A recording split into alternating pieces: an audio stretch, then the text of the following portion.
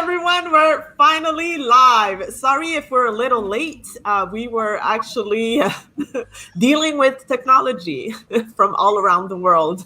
And I'm really excited that you're here with us. If you know anyone that would want to join this conversation, tag them. And if you're here, well, let us know where you're from and say hello.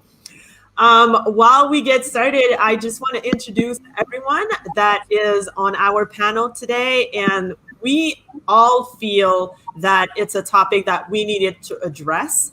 It all started with a simple conversation between me and Laurelette Hudson on LinkedIn. We had a Zoom call and we're talking about topics that were dear to our hearts. And then we started talking about racism, about the fight against it, about Black women's situation on this planet, about social justice.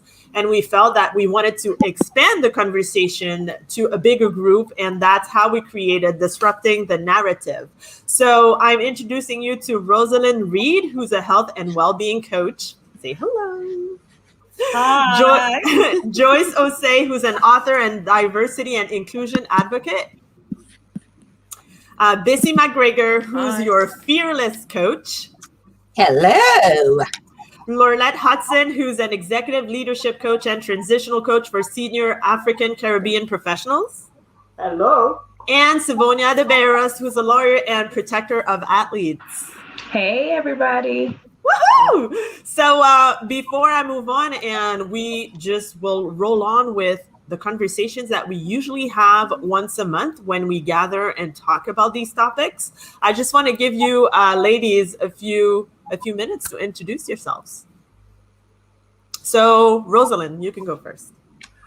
Thank you. Thank you very much. So my name is, as you can see, Rosalind Reed. I'm a health and well-being coach, supporting high-performing women with their wellness and journey, looking at how they can bring structure to their lives. I'm also a broadcaster, an author, and a creator of products and services and workshops. And my background is mainly in public sector and community-based development and empowerment. Cool. All right. Next, we have Bissy, if you want to say more about what you do. Absolutely. Hey, everyone. Here is your fearless coach.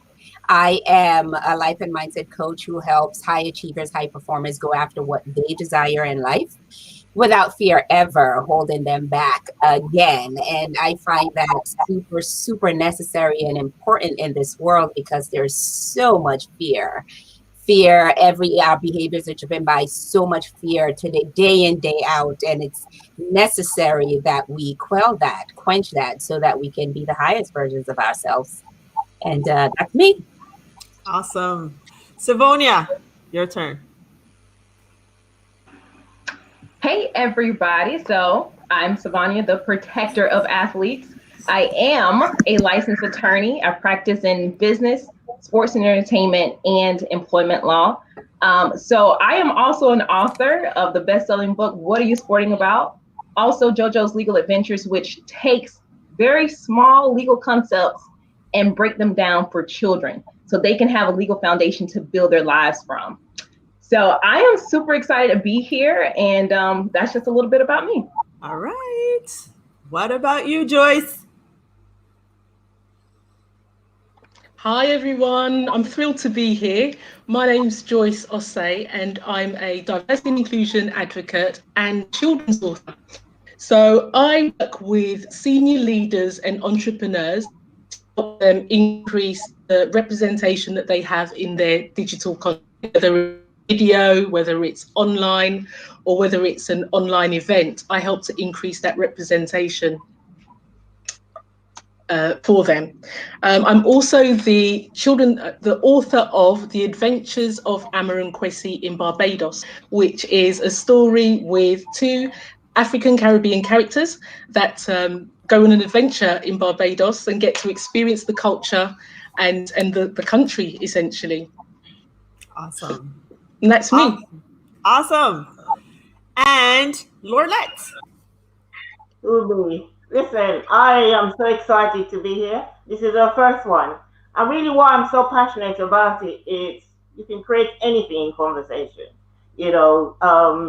Fabian and I had a conversation, and look, we're different parts of the world, and we make it happen. And so for me, this is what my work is about. It's teamwork, collective responsibility. And, when we're in transition, well, we're in transition of all aspects of our lives. It's really understand different times, different stages, who do you need, and as leaders, it's really understanding who is in your corner, who's in your community to enable you to get to where you need to get to next. And what we tend to do is basically, not having the skills or the understanding that we need other people to really get to where we need to get to. And I'm really passionate about Proverbs in leadership. That's where our values come from. And, just making sure that we hold on to those values and don't forget them. So that's me. Yeah, and you said something very, very important here, that we're all in this together and we need to reunite our voices and our efforts to be able to make a change. And I think that's what really reunites us as a group. I just want to acknowledge who's listening, because there are a lot of people. Titi's listening and says, hello, everyone. Simon is saying, thanks for this listening and learning opportunity. And he's from California. There's Paul from London. There's Isha from, I don't know from where, but fantastic panel. So it already starts pretty great. A LinkedIn user, I don't know who you are, say your name, from Vancouver. Jason from London. Looking forward to this lovely talk. There's our friend Stacia from Chicago. If this is not Black Girl Magic, I don't know what is. You ladies are doing incredible work. Woo-hoo! Hey, Stacia. Hi, Nadine. Nadine is my cousin from New York. And Katya, hi, Katya, from London, one of my LinkedIn connections too. So this is going to be lovely, ladies. All right. So before actually we started the conversation, we were chatting and getting ready with the tech and everything. And we we're just wondering if we should like address specific topics, or if we should go on as if we're meeting like every Friday as a conversation. So we just decided that we're having this conversation, and whenever there's something that is relates to what you're feeling or not, if you want to comment on it and bring your view, that's the whole purpose of this conversation. So a lot of things have happened during the week, and I know that there are a lot of things that all of us want to address. So is there one of you, I think Sabonia, actually you did a live stream that was pretty intense emotionally, because you were affected by a few things that had happened specifically that day. And why don't we start with that and see where the conversation goes? Cool. So yeah, I try to watch as much of the trial, Derek Chauvin, the murder of George Floyd, as I could. But when the verdict was getting ready to be announced, I was already on edge about it. And then when everything came back, guilty, like I'm literally shaking just a little bit now, just thinking about it, because for centuries, Africans who were stolen from their native land and brought to this country against their own will have been fighting for freedom.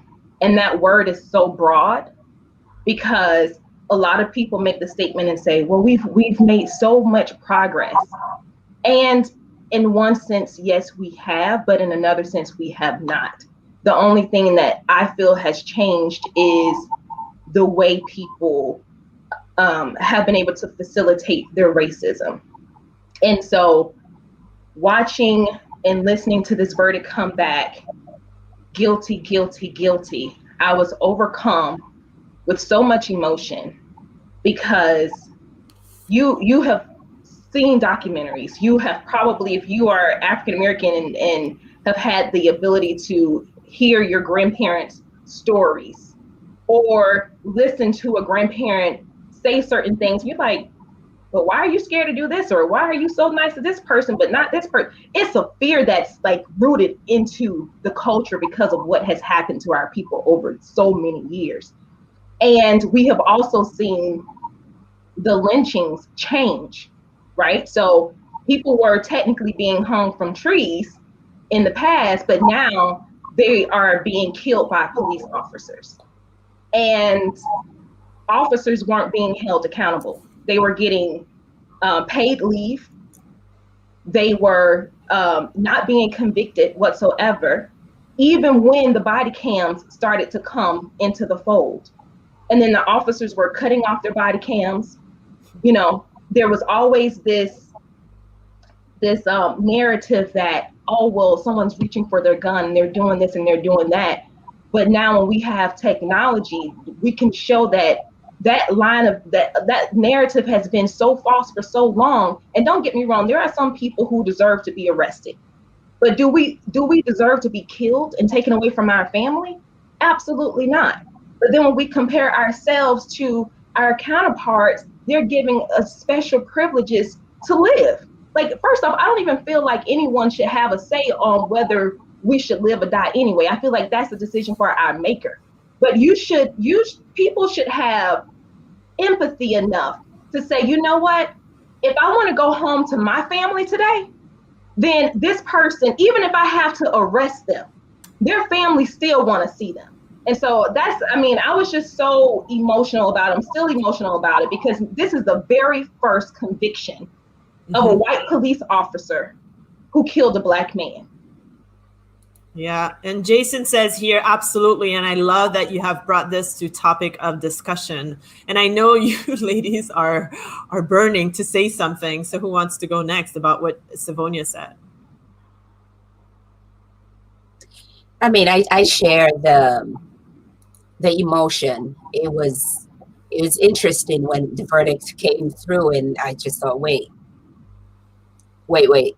is this a mistake? Wait, is this a mistake?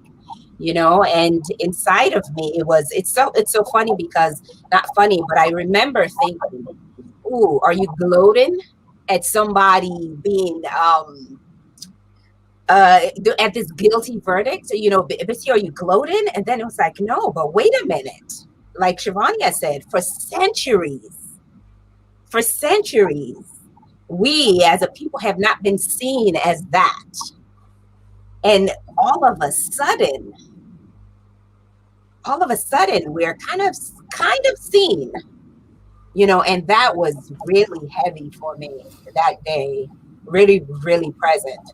I remember posting on my social media saying, might this be a turning point for the United States? Might it be? Could it be? I definitely I'm hopeful that it is the beginning, you know. At the same time, I feel like it also carries this, for me, I feel like it carries this weight. Like, is this what needs to happen in order to get justice? Must the world be watching? Must the world be on camera watching in order to get justice? Or can this happen without the world involved?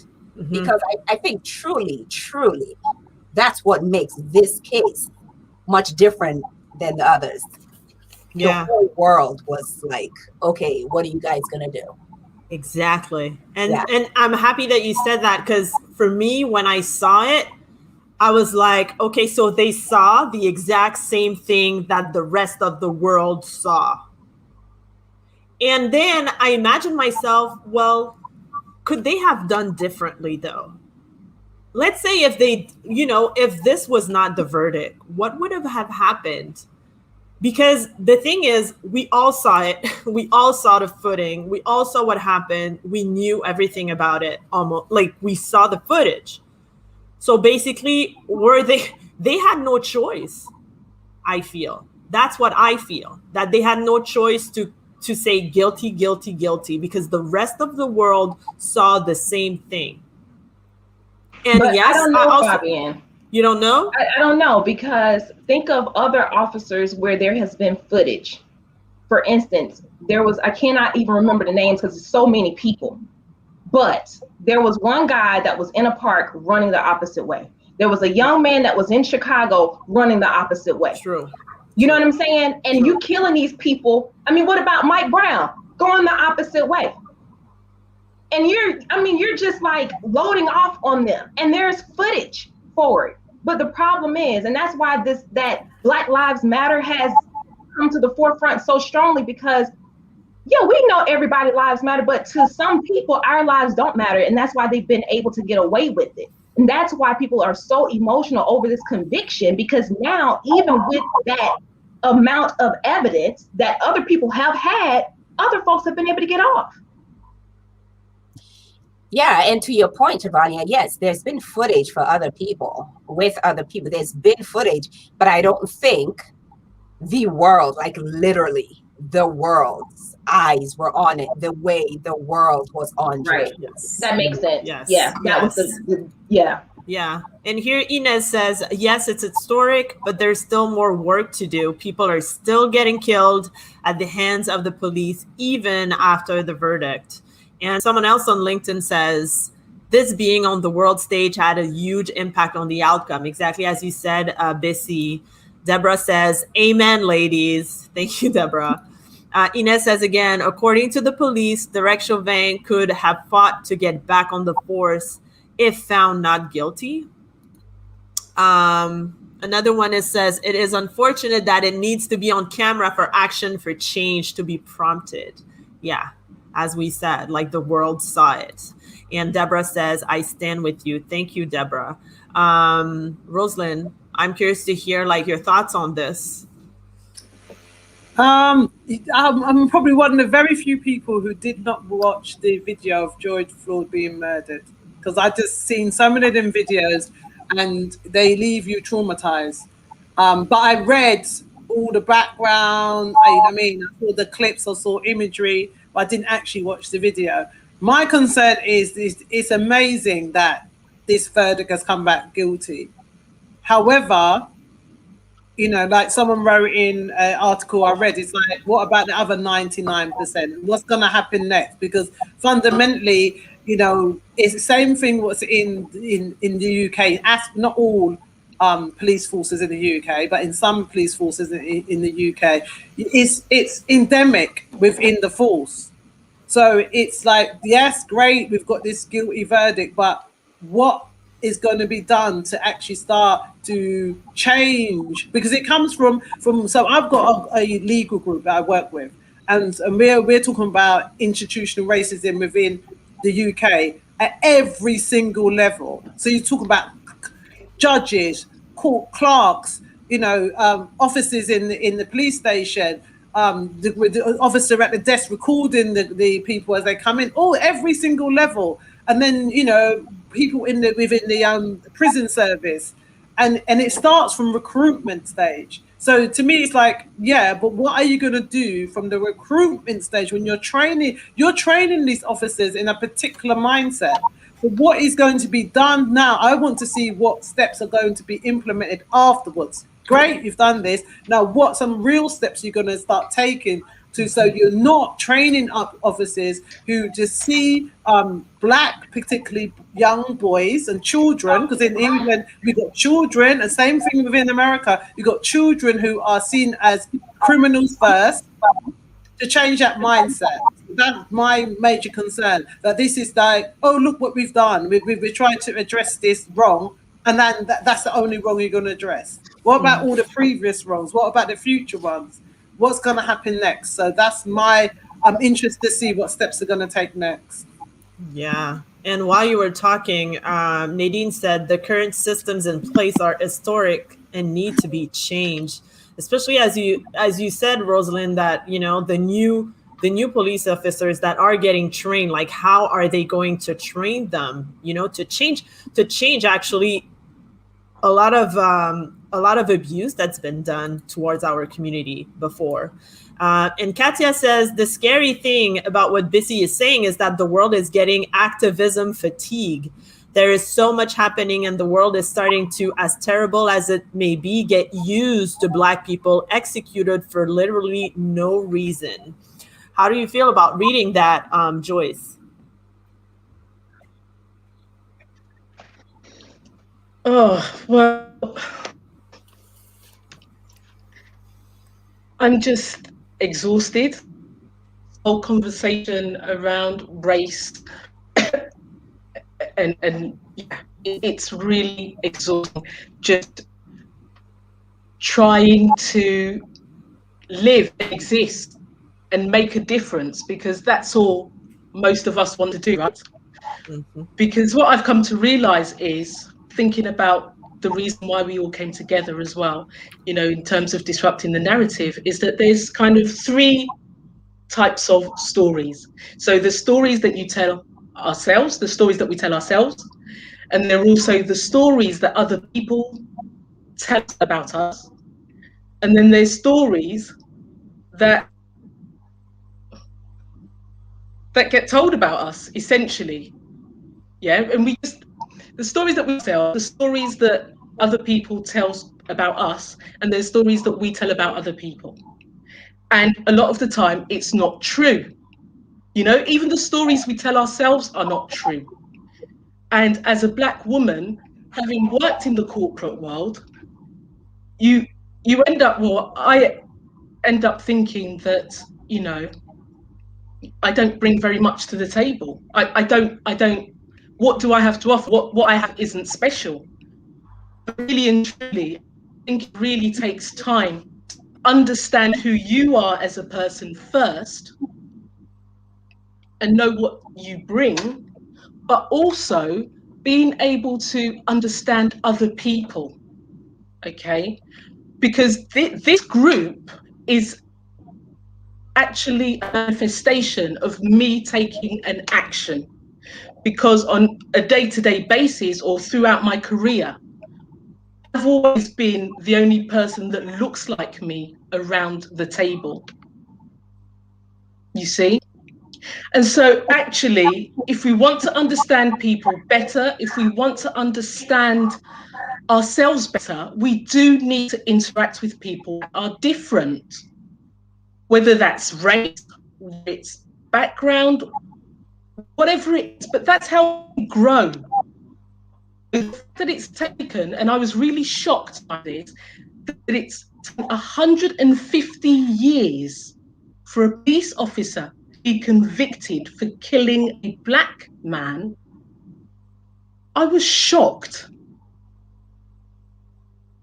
Absolutely shocked. And I think the only way in which, well, one of the ways in which we can make a difference, and that's what I do with my work, trying to make a difference by increasing that representation, by creating platforms and safe spaces for people to share their stories, so that other people can get that insight that they would never have had before, with the aim that hopefully it builds empathy, it builds understanding, so that we won't be in this position.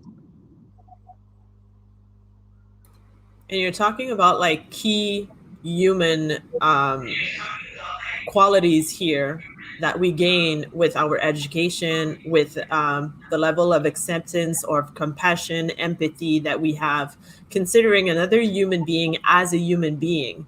And sometimes I'm wondering if the word race should exist, in fact, because we're all humans. And for some reason, like we were differentiated from, you know, with our background, ethnicity, and all those words. Minority. I remember one of the conversations we were having, you said, well, minority is just a word that makes you start already as a loser because you're a minority, right? So I just want to add Absolutely. a few comments. It's very disempowering. Yeah. I just want to add a few comments that I've gotten here, because I mean, this conversation is going pretty well. Katya says things in the UK are just as bad, but people are not speaking about it as much. There's some quite shocking data on research done in police academies in the UK in the last 10-ish years, explicitly racist anonymous essays coming from young police trainees. And she gives the reference details and why I no longer speak to white people about race. Lorlette, you've been in the UK for a long time. What's your take on that? Well, for me, you know, I come from this place of disrupting the narrative. And any institution, any situation you find yourself in, everything is kept in place through conversations. What conversations are people actually having?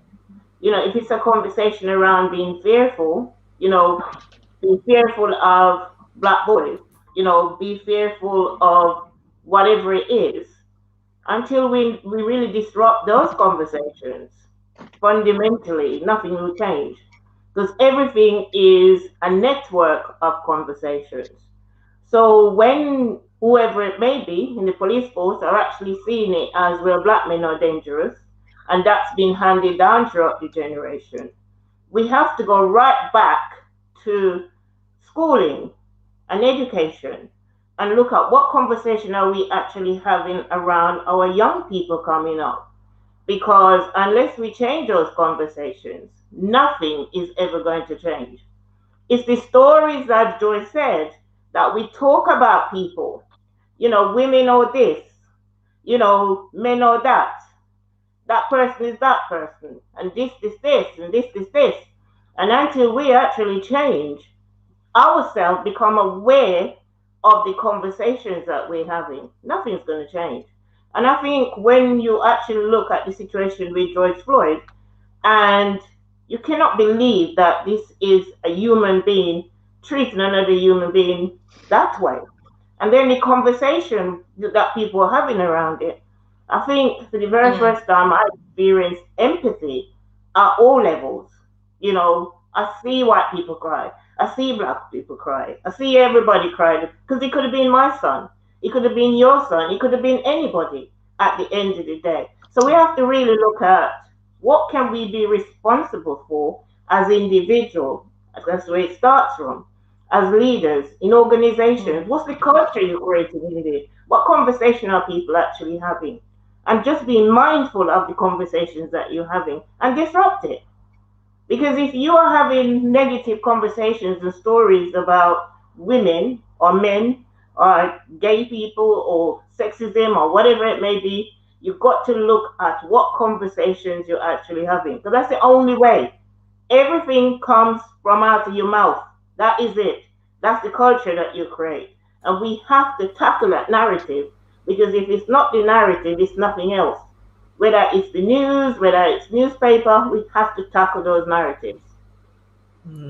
I so agree with you, and so does Jason. Jason says systemic racism is a global problem, and it's an inner transformation of people's minds that needs to change. I believe the change starts with us, and it actually confirms everything that you just said, Laurelette, about how we need to educate our children, the acceptance that they must have around other children and other people. And I think that we have to lead by example. And I love the fact, Laurelette, that you said disrupting the narrative has to do with what we are able to be doing now. Of course, there are plenty of things that happened in the past, but that's why we're here to, these things that happen, they're responsible for where we're at today. So starting from today, we have an impact on what's going to happen in the future days. So I just want to add other comments because now it's flowing, people.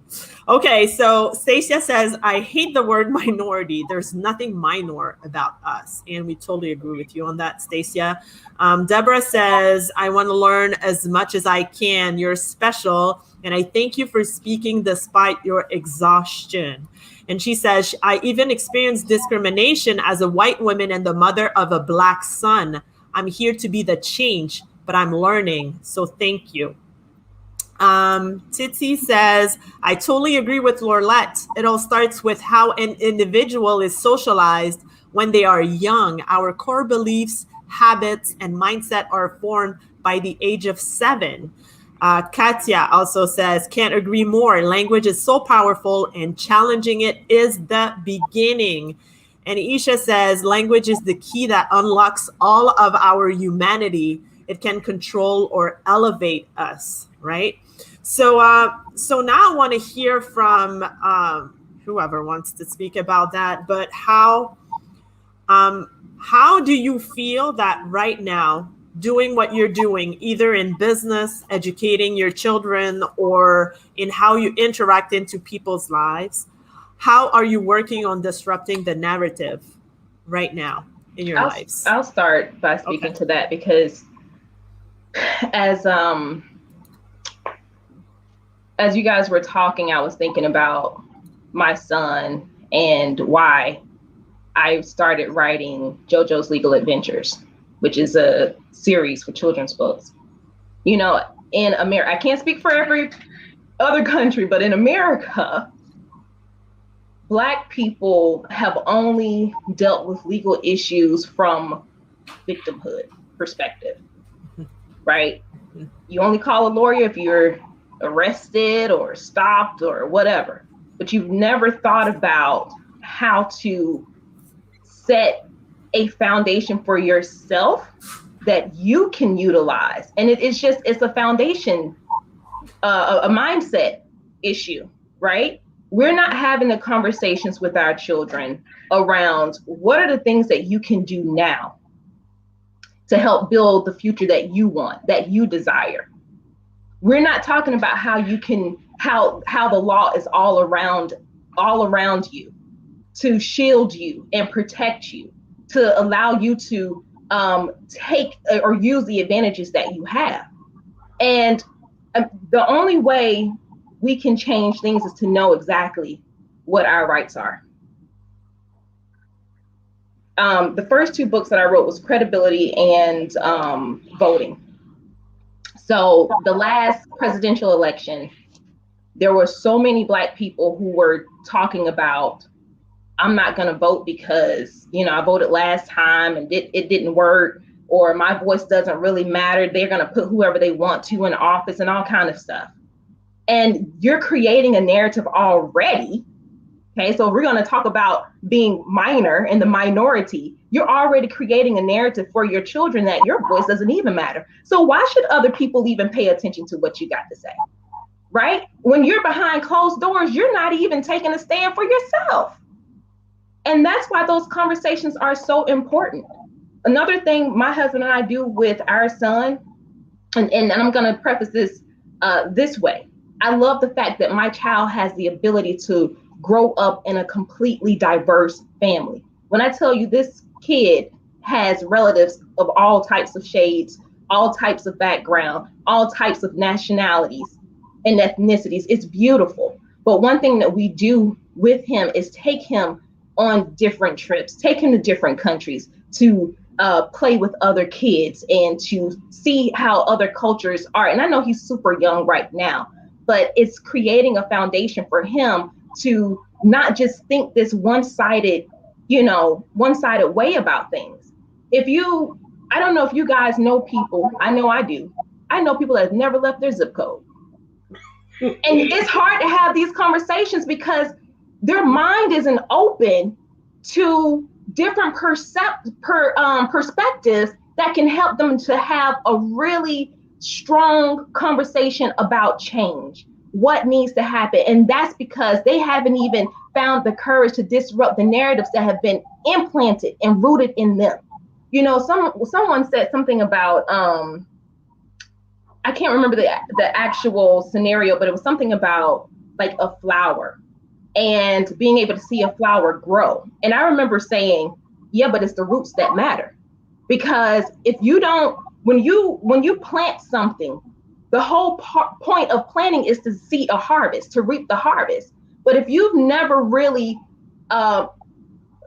exercised your mind and communicated and interacted with other people, and this is for all types of races, right? If you've never done that, your roots, it's not going to produce any change for you because your narrative is always going to be the same.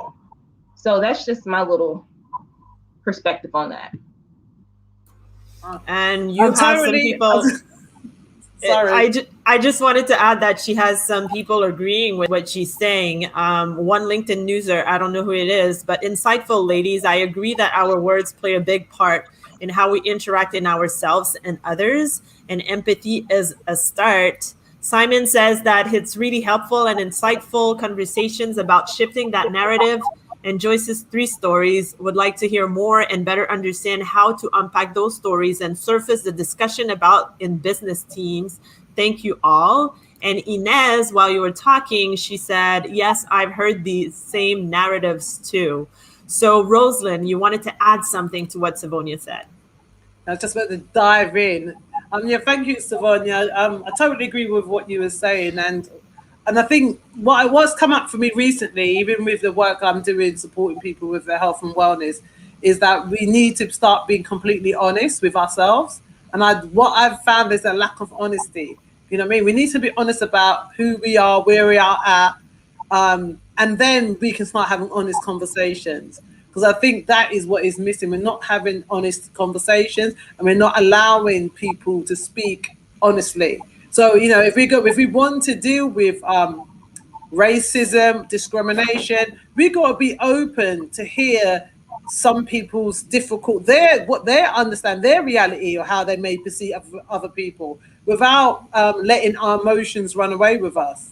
So I think this is really important, that we need to start like we are doing now. We need to create these spaces where we can share from our heart, honestly and respectfully, and also listen to what the other person is saying, even if it's uncomfortable. Because I think it's only at that time when we can be in that uncomfortableness that we can actually then start making changes. We can hear what the other person. I've been in spaces where people will start expressing how they may perceive Black people, and that's their experience, that's their story, that's been their narrative, like we've been saying, and we have to accept that's their narrative, that's how they was raised. Listen to what they're saying, and then share your perspective. This is who I am. This is how I've lived. And like change that perception of that person. Like they've met someone now who have altered the narrative that they believe was true.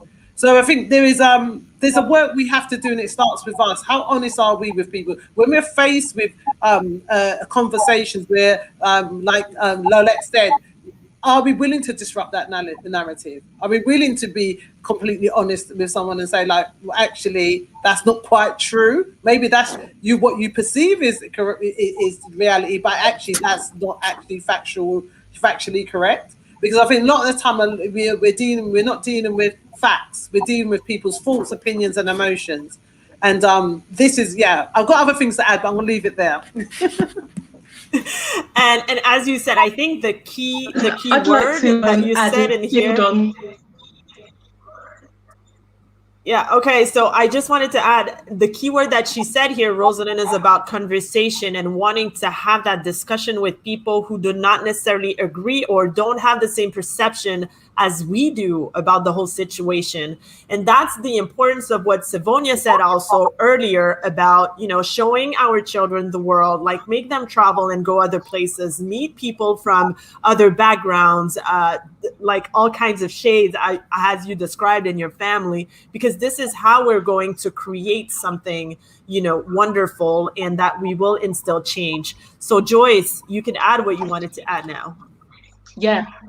Okay. Yeah, absolutely. Just building what Savonia and Rosalind was saying, one of the reasons why I wrote the children's book that I wrote was the fact that I identified that there were hardly any characters, right, that looked like my children. But I didn't make sense of that until 4 years later when I started working in the diversity and inclusion space. And because back then I was working in publishing and I didn't have the vocabulary diversity and inclusion. But what I did realize whilst I was on maternity leave is that none of the characters really looked like. Further down the line, when I started working in the whole kind of female empowerment, gender space, I came across a piece of research which talked about some of the things that impact a woman's career. And one of them was around the lack of role models. So if a woman worked in an organization that had very few women or women that don't look like her, then she wouldn't think it's possible to get there, right? So in that moment when I saw that research, I realized that actually that was the gap. That was my eureka moment. I'd identified that there weren't any characters that look like my children, but also there aren't any characters for children, for my children to aspire to be.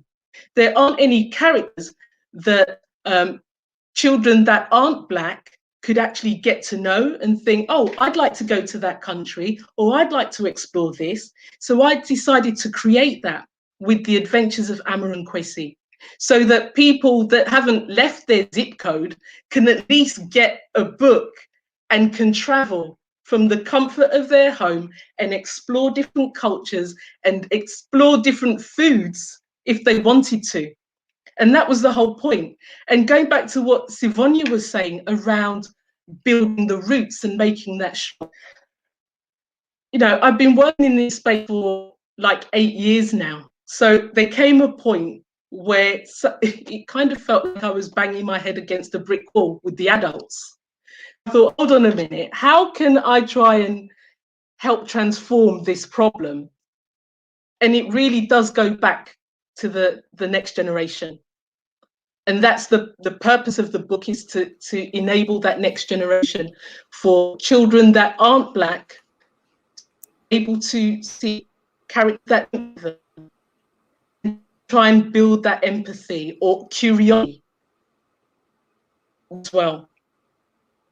So, I mean, and to give you a quick one as well, I live in Essex, which is predominantly a white area. And when I'd actually written the book, and it was just literally a Word document, and I had some illustrations, I went to my local school and I decided to do a presentation on Barbados and another one on Ghana. And honestly, most of the kids hadn't heard of, well, some of the kids had heard of Barbados. One of them had been. When I did the presentation on Ghana, none of the children had heard about Ghana, or, you know, where it was. But by the end of the presentation, when I got to show them the you know, like the African print, I brought in some yams, I brought in uncooked plantains, I brought in cassavas, I got to pass it round the class. This was when you could actually do things in person a couple of years ago. And the kids were feeling it, they were touching it, they were looking at the pictures of jollof rice and everything, and was telling them where cocoa comes from, Ghana, Cadbury's chocolate. I tell you, by the end of it, all of them wanted to go to Ghana. And it was just by starting that conversation and being able to show them and disrupt that narrative where everyone thinks that, you know, people that come from Africa live in mud huts and drink dirty water. And that's not the case. Yes, that is true in some parts, but that's not the case for everybody. And just by showing those children something different that they'd never seen before, that prompted curiosity. And some of them said, I'm going to go to the international supermarket and ask my mum to get plantain, or I'm going to go on YouTube and find out about breadfruit. Check out Barbados. And I just thought it was a beautiful thing, but it only came from a conversation. And if we're not prepared to do that and step out of our comfort zone, and that was something I've never done before. It's not like every day, all day, I deliver workshops to children back then. So it was me stepping out of my comfort zone, but I was able to show them something different, and it sparked curiosity and it sparked joy. And I think we need to just do that more. We need to do that more. Yeah, absolutely. And Jason agrees with you. He said it's about educating children from young, not just school education. Parents also have a responsibility to educate about our environments, culture, society, etc. And I want to address something that is probably your area of expertise, Bissy, because Rosalind and Joyce just mentioned something about, you know, having these conversations and stepping into the discomfort of having these hard conversations. And I know that you work towards that, like, you know, stepping into the discomfort, stretching your comfort zone and getting like more knowledge about, you know, the world when you do that, because this is what instills change. So what would you say on that? Oh, goodness gracious. I could go on for days. I think it was Jason that says this global racism is that systemic racism begins with us in ourselves.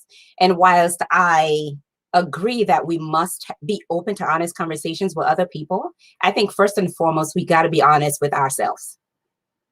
And people are not willing to be honest, to even sit and have a conversation with themselves. And for me, that's like the groundwork for owning who you are. Because when you own who you are, we talked about the word minority. As far as I'm concerned, minority is a mindset. Because when you walk into that boardroom, when you walk into that conversation with this hat that I am a minority, you're already 5 steps below, 10 steps behind. You've already lost the game. You haven't even started.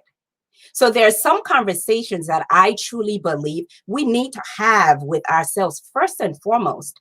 One of my long-term visions, I just shared this on a talk I did this week, actually, with a group of moms in business. One of my long-term vision is to build a generation of fearless children. And that starts with the parents.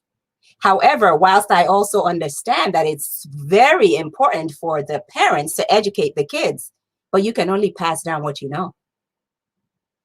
You can only pass down what you know. So if you are not having the honest conversation with yourself and you're not equipping yourself, you're not taking care of all that deep-rooted, passed down subscription of beliefs that have been passed down to you, you simply pass it down, which is what makes this system very strong. Because it's enrooted, it's just embedded, it's in the roots, like Shivania was saying. So I truly believe there's a huge responsibility on the person that you see in the mirror. Before we even begin the conversation with other people, we got to get clear with who we are, what we are about, and bring that to the table. Now, that's part of the discomfort.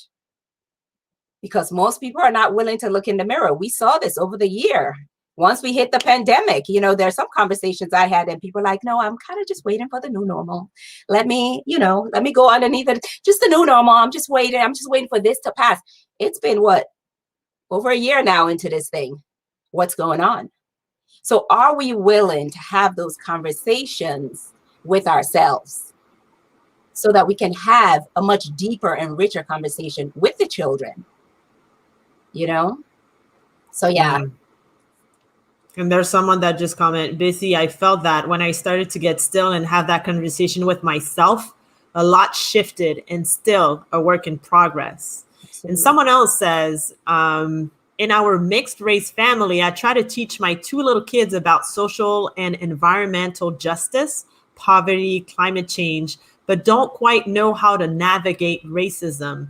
They're growing up in multicultural environments. They don't distinguish between color. Do I need to wait until their first racist incident, or should I raise them anti-racist already? Rosalind, you were like, go ahead. I'm itching. I think you cannot wait until after the fact that incident happens. I think it's not having a conversation about racism. I think it's having a conversation, being honest conversation about how people may perceive you, how people judge other people. And I think it's about that kind of conversation. I don't particularly, because I think we have to be really aware of like what Lolette said at the beginning about what narrative, and it's like feeding that narrative that you're going to be judged on your race. I think it's more about having a conversation that people have different views on other people based on their experiences. And some people will judge people on how they look and have that type of conversation. But you need to start a conversation, or start the conversation on, and like he was saying that, they're in a multicultural, they don't really see color. How did he know? Has he had that conversation with the children?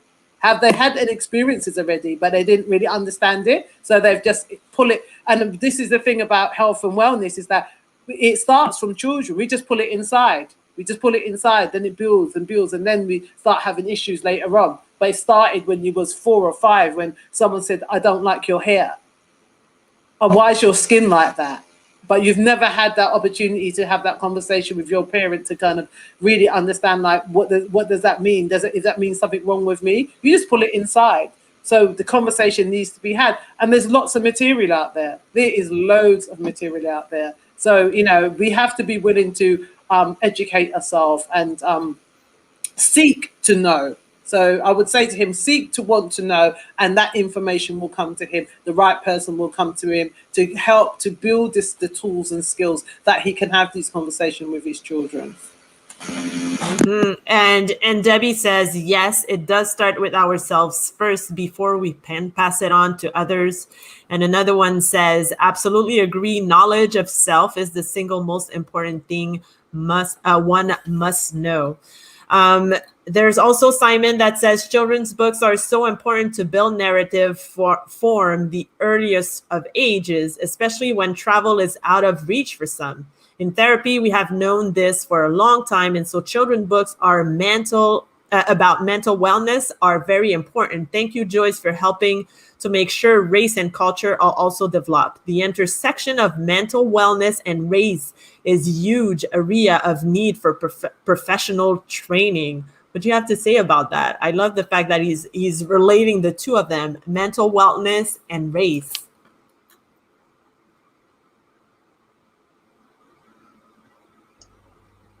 Lorelette? Yeah. I think they're inherently linked, right? They're absolutely linked, at all levels. And really understanding that, again, come down to the stories, also the breakdown of communities. Because, growing up as a child, we had communities where you had an aunt or an uncle or a cousin you could go to that would give you the other side of the story. That's missing. And so one of the fundamental things is looking also at how culture have changed and evolved over the years. Because, when I was growing up, if you see a person that looks like you don't know them, you would acknowledge them. The other thing is you would obviously ask them where they were from, because it was around connecting to whether you were related to them through family or places that you come from, the location around that. Now it's very challenging to ask a Black child that looks like you, where you from? Because, it's like, why are you asking me that? I was born in the UK. I belong here. Why are you asking me where am I from? So that again, we have to really look at how are we educating our children to understand that the differences. When a Black person asks you where you're from, it's not about locating you somewhere else. It's about connecting you to your family, your race, your community, a sense of belonging, giving you somewhere to locate yourself that you belong. It's not about excluding you, so it's about also understanding the differences when questions are asked. What is it that actually people are asking you and enabling you to deconstruct that instead of looking at it from the perspective of why are you asking me that? So we still don't know how to differentiate when one person asks you something to when another person asks you something in that sense.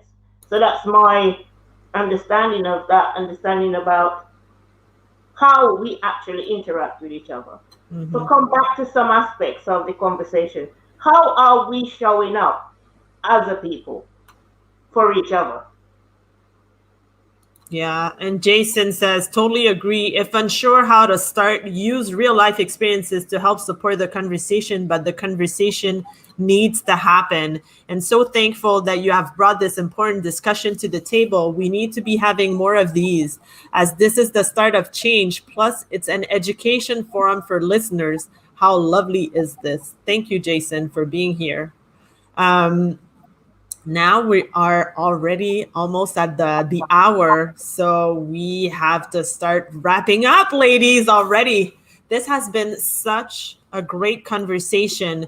In fact, what I'll do is I'll do a roundtable and give you like the parting words of wisdom.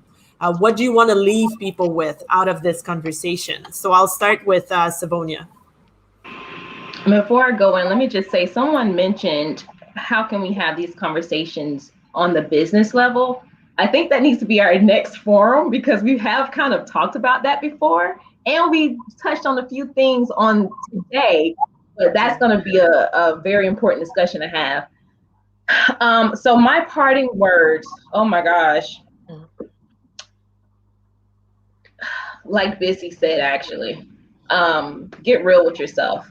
One thing that comes to mind is one of the ladies who made a comment and said that she's a white woman who has Black children now. So my question around some of that is, would this have made a difference in your life if you have not had Black children, and why? So if we can start to really deconstruct what that means and why your perception would or would not have changed based on, the alternative, then we need to see what's going on there and really have a discussion about that. Also, I would love for individuals who have employees or business relationships with a Black person and they are the only one in the room to really start to see them, right? Really see them, talk to them, be open for dialogue like this, because chances are you've created a narrative in your mind that this person may be subpar for some reason or another, right? So just open your mind, have those dialogues with them, and see what it is that you can do to create a culture around your business with these individuals and in your community, so that you can start being a part of the change that everybody wants to be a part of. So that's my takeaway for you guys. Thank you, Savonia. Joyce, your parting words of wisdom. So for me, I would say it starts with you. Yeah, it starts with you as an individual. What's the one thing you can do today that makes you feel uncomfortable in this conversation? And just take a step and do. I also want to say, just imagine what it would be like if you were the only person that looked like you in your team or in your company or in your neighborhood. What would that feel like? How would you behave? How would you show up? Just imagine that and take stock of that. That would be my parting words. I also had the poem as well that I wanted to share, but we might be running out of time. If you can do that quickly, you can. It's 1 minute. Okay, go. Disruption has upped its game. Disruption has time. Disruption is here to stay.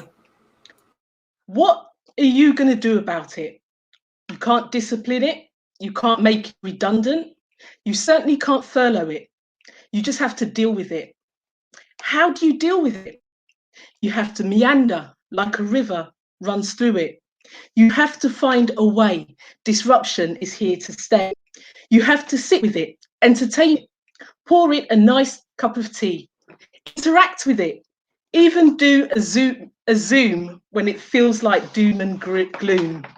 Disruption is our new and unknown best friend. Go on, I dare you.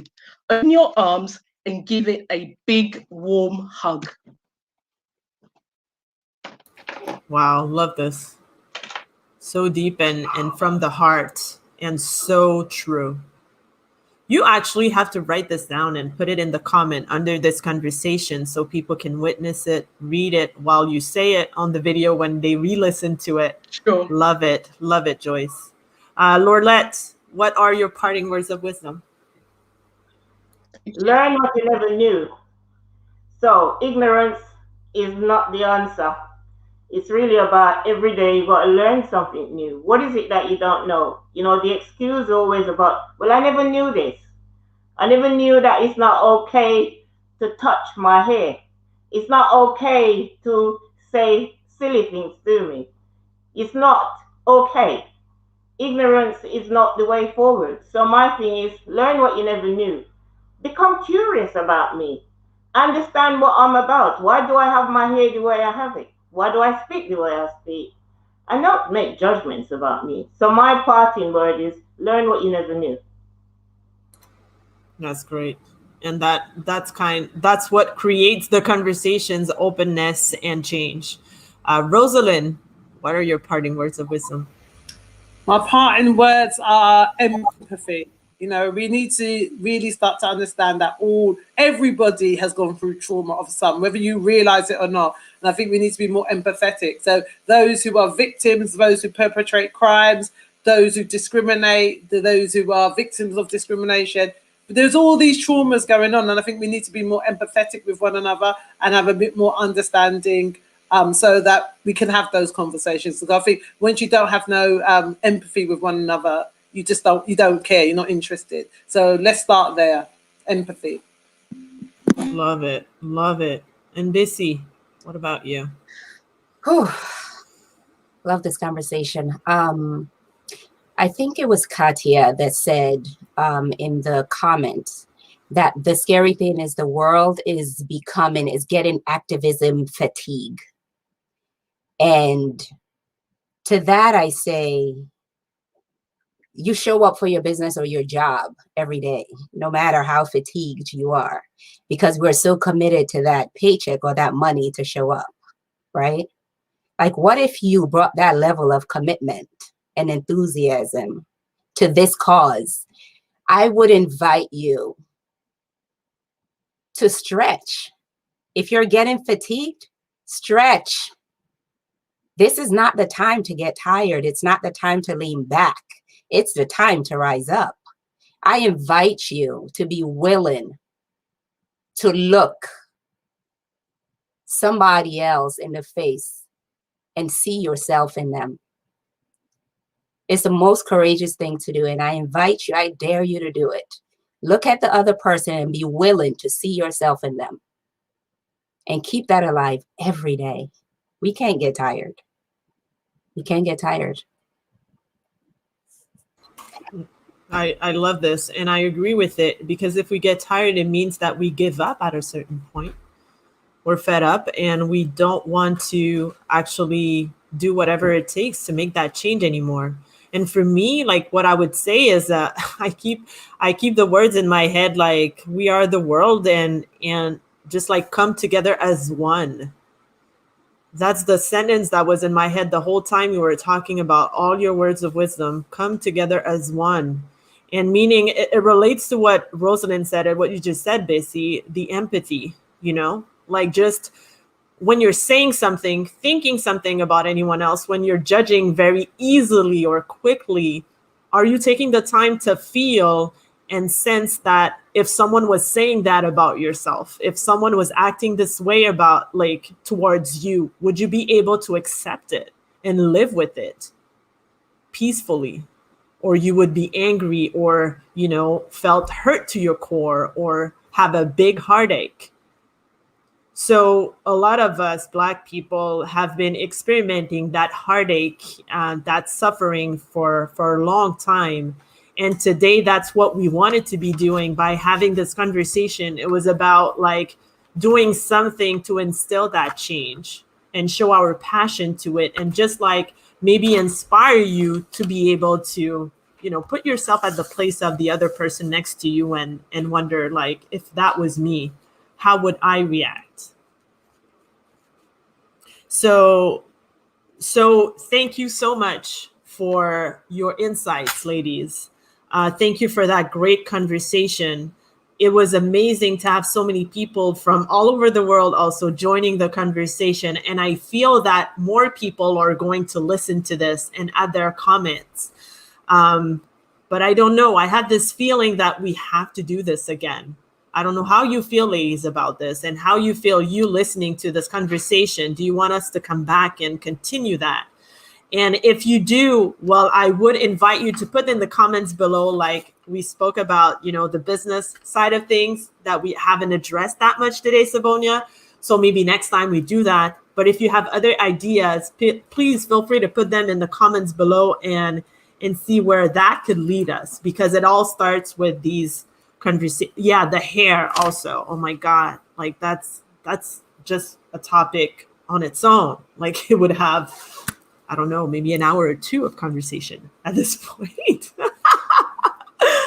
So thank you so much. Jason said, absolutely, we have to do this again. Yay! At least one person wants that. All right. So if 1 hour is enough for you, I mean, it could be 1 hour, but next time it could be more than that. Or if you want to add something else, or you feel that we've wrapped it up, we could leave now. So anyways, Nadine said, great panel. Thank you so much, Nadine. Yeah, this was wonderful. And can we just all give a round of applause for Fabienne, because she narrated the heck out of this panel, okay?